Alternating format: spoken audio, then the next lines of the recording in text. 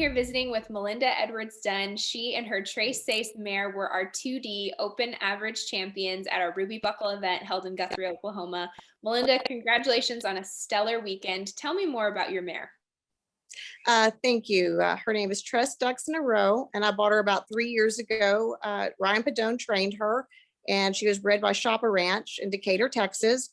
And she's just a once-in-a-lifetime horse, and just love running her. And she loves her job, has a great job ethic or work ethic, and she just loves to run.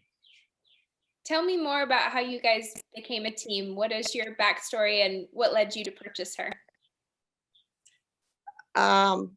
Well, I'd had some bad luck in looking for horses. I'd had some horses that didn't pan out. And so I wasn't looking for a horse. And I happened to see Ryan's ad one day, and I was like, no, I'm not going to call. And so I got talked into calling, and just basically the rest is history. She's just one of those horses. Wonderful. How you mentioned that you've owned her about 3 years. So tell me about how you guys have come together as a team and what's developed over that time. Well, when I first got her, I had to learn to ride her. She can be pretty intimidating at times, and she loves to run. So it's all or nothing. She's not going to take care of you so much. So you better be up and ready for her when she runs.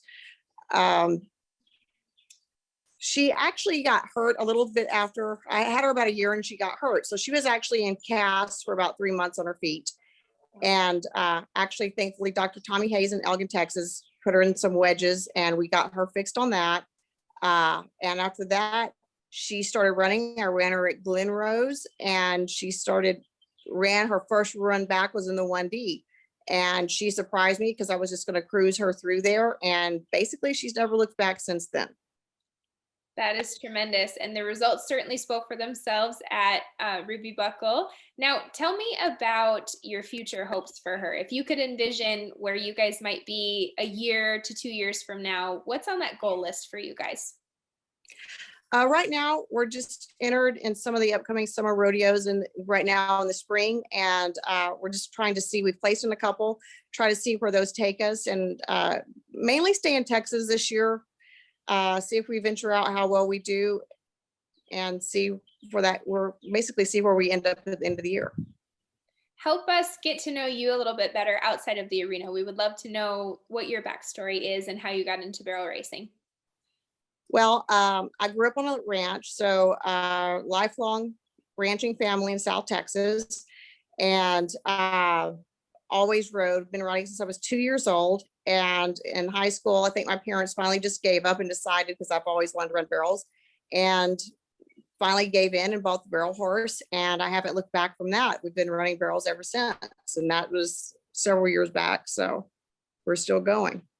That is tremendous. Now, my final question for you is one of my favorite questions that I love to ask people because it's such a great opportunity to learn. But what is the best piece of barrel racing advice that you've ever been given?